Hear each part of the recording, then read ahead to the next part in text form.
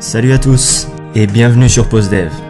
Dans cette vidéo, vous allez découvrir pourquoi certaines personnes restent pauvres toute leur vie alors que d'autres semblent avoir trouvé la formule pour accumuler des fortunes. Père riche, Père pauvre s'est vendu à plus de 26 millions de copies à travers le monde. On va voir notamment que le réel pouvoir ne vient pas du fait de gagner beaucoup d'argent, mais d'utiliser cet argent intelligemment. La principale raison pour laquelle les riches s'enrichissent et que les pauvres deviennent de plus en plus pauvres, c'est que le sujet de l'argent n'est pas enseigné à l'école. Et il est difficile pour des parents pauvres d'expliquer à leurs enfants comment gagner de l'argent, car ils n'ont eux-mêmes pas pu sortir de cette situation. Ils doivent donc se rabattre sur ce qu'ils considèrent être le meilleur conseil possible pour leurs enfants: va à l'école et travaille dur pour obtenir des bonnes notes. Robert Kiyosaki avait lui aussi un père très éduqué, mais qui n'avait aucune idée comment gérer ses finances. Il lui disait sans cesse que c'était mal de vouloir de l'argent, qu'il ne pouvait pas lui offrir quelque chose parce qu'il n'en avait pas les moyens, et que la meilleure solution pour ne pas avoir de problèmes financiers c'était de travailler dur à l'école. En parallèle, Kiyosaki raconte qu'il a eu la chance de connaître une vision opposée grâce au père de son meilleur ami Mike, qu'il a rencontré quand il avait 9 ans, et qui lui a permis de confronter ces deux visions dès le plus jeune âge. Celle de son père riche, le père de Mike, et son propre père, son père pauvre. La première leçon qu'il a apprise de son père riche, c'est que les riches ne travaillent pas pour l'argent. La principale émotion qui dirige les gens, c'est la peur.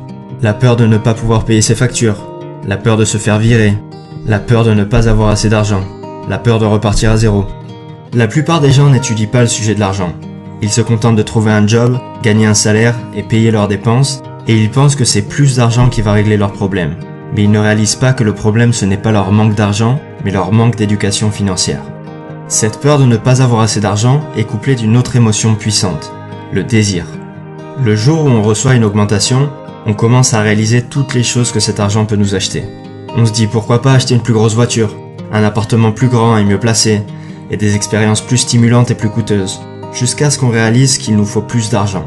Et c'est comme ça que l'argent finit par prendre le contrôle de nos vies et qu'on se retrouve coincé à travailler dans un job qui nous plaît pas, simplement parce qu'on n'a pas pris le temps de s'éduquer sur le sujet de l'argent. Robert Kiyosaki appelle ça la rat race, ou la course de rats. On s'imagine un rat de laboratoire courir dans sa cage pour trouver une sortie, alors que son sort est déjà scellé. La première clé consiste à réaliser qu'on ne peut pas se contenter de tirer 100% de nos revenus de notre travail salarié, pour ne pas se retrouver coincé dans la course de rats. Ce qui importe, c'est pas combien d'argent vous gagnez, c'est combien d'argent vous gardez. On a tous entendu parler de ces gagnants du loto qui passent d'un seul coup de 0 à 10 millions sur leur compte en banque pour finir fauchés dans l'année. Ou des anciens joueurs de foot qui gagnent des millions à 20 ans, mais qui font la queue chez Pôle emploi 10 ans plus tard. La solution, c'est de développer son éducation financière. Si vous voulez devenir riche, la plus importante leçon à retenir, c'est de connaître la différence entre un actif et un passif, et d'acheter des actifs. Les riches achètent des actifs, alors que les pauvres achètent des passifs qu'ils pensent être des actifs. Un actif va mettre de l'argent dans votre poche, alors qu'un passif va prendre de l'argent de votre poche. Un actif va créer pour vous un cash flow positif. Si par exemple vous avez publié un livre ou un e-book de qualité pour un prix de 10 €, chaque vente créera pour vous une rentrée d'argent, ce qu'on appelle un cash flow positif de 10 €. Toute chose qui génère un cash flow positif est un actif. Si cet actif ne requiert pas ou très peu de votre temps, on parle d'un revenu passif, contrairement à un revenu actif comme un salaire pour un job qui nécessite votre présence. Si au contraire vous avez un abonnement de cinéma qui vous coûte 40 € par mois, cet abonnement génère un cash flow négatif de 40 € tous les mois. C'est un passif. Notez que c'est le caractère répétitif qui nous intéresse ici. Chaque vente de l'e-book va créer une rentrée d'argent et chaque mois d'abonnement va entraîner une sortie d'argent. Si on analyse comment une personne gère son cash flow, on peut rapidement dire si cette personne est éduquée financièrement et prédire son avenir financier.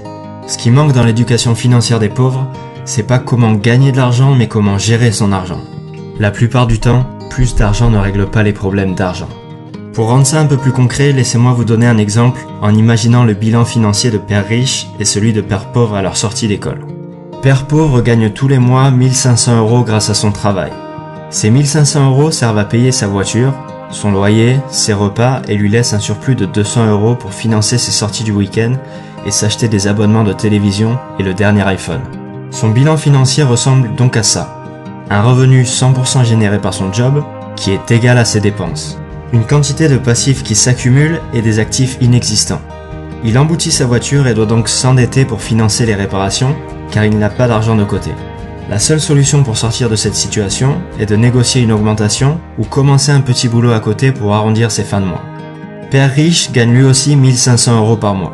Il couvre également ses dépenses en nécessité, mais choisit de mettre de côté les 200 € de surplus tous les mois pour investir dans la start-up d'une amie en qui il croit vraiment. 2 ans plus tard, la start-up de son ami est enfin profitable et lui rapporte 500 € tous les mois, auquel s'ajoute l'argent qu'il gagne grâce à l'e-book qu'il a écrit sur sa passion, le trail en haute montagne, qui lui crée également un revenu secondaire. Il a investi 500 € qu'il avait pu mettre de côté pendant ses études dans des actions, mais les cours se sont effondrés et il a quasiment tout perdu. Mais ça n'a plus d'importance parce que Père Riche a désormais, 4 ans après sa sortie d'école et grâce à ses 2 autres investissements, un revenu passif de 1500 €. Et maintenant que ses actifs lui génèrent un cash flow positif supérieur au cash flow négatif de 1300 € généré par ses dépenses en nécessité, Père Riche a atteint son indépendance financière. Il peut choisir de continuer ou non de travailler dans son job. Son bilan financier ressemble donc à ça, un revenu qui provient pour 50% de son job et pour 50% de ses actifs, nettement supérieur à ses dépenses et beaucoup plus d'actifs que de passifs. Vous aurez atteint l'indépendance financière le moment où vos actifs vous généreront un revenu supérieur à vos dépenses. Si ce revenu est en plus passif et ne nécessite pas ou peu votre intervention, comme l'entreprise d'un ami ou l'e-book de l'exemple précédent, vous pouvez tout simplement faire ce que vous voulez de votre vie. Mais gardez quand même en tête qu'un revenu est rarement totalement passif et nécessitera généralement un certain degré d'intervention de votre part. L'exemple que j'ai donné est simplifié. C'est certainement très difficile pour certaines personnes de sacrifier une partie de leur revenu pour acheter des actifs, mais c'est néanmoins la seule solution pour sortir de cette situation. Vous l'avez compris, il faut gérer vos propres affaires, c'est-à-dire focaliser votre attention sur la colonne des actifs plutôt que sur votre feuille de paie. Et encore une fois, il n'y a pas de mal à vous focaliser sur votre feuille de paie seulement si le surplus est réinvesti dans des actifs.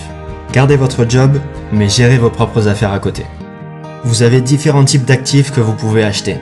Vous pouvez développer un business qui puisse dans l'idéal se passer de votre présence, acheter des titres boursiers, acquérir des droits sur des musiques, des scripts ou toutes sortes de brevets, créer un blog, investir dans des entreprises, dans l'immobilier ou toute chose qui génère un revenu ou dont la valeur s'apprécie dans le temps. Quand vous investissez 1 € dans vos actifs, il ne faut jamais qu'il sorte de ces actifs. Imaginez-vous que chaque euro qui va dans vos actifs devient votre employé. Et ce qui est bien avec l'argent, c'est qu'il travaille jour et nuit et peut travailler pendant des générations à faire marcher l'économie et en créant pour vous un revenu. Pour simplifier, imaginons que vous ayez acheté une place de parking pour 1000 €. Vous pouvez dépenser le revenu que génère cette place de parking, disons 50 € par mois, mais il ne faut pas chercher à récupérer les 1000 € en revendant la place. Imaginez que vous ayez une poule. Vous pouvez soit décider de la garder pour récupérer tous les œufs qu'elle peut produire, soit la revendre pour le prix d'une centaine d'œufs, sachant qu'une poule peut en pondre 600 dans sa vie, qui peuvent eux-mêmes devenir des poules pondeuses. Ce qui peut paraître être une bonne décision à court terme n'en est pas une à long terme.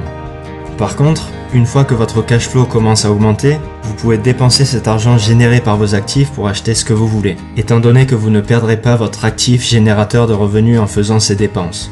Et donc vous resterez riche. Un produit de luxe doit être la récompense d'avoir investi en développant vos actifs.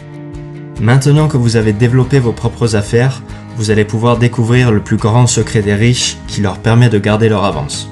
Les sociétés. Kiyosaki détruit le mythe selon lequel les riches payent pour les pauvres en expliquant que c'est la classe moyenne qui paye.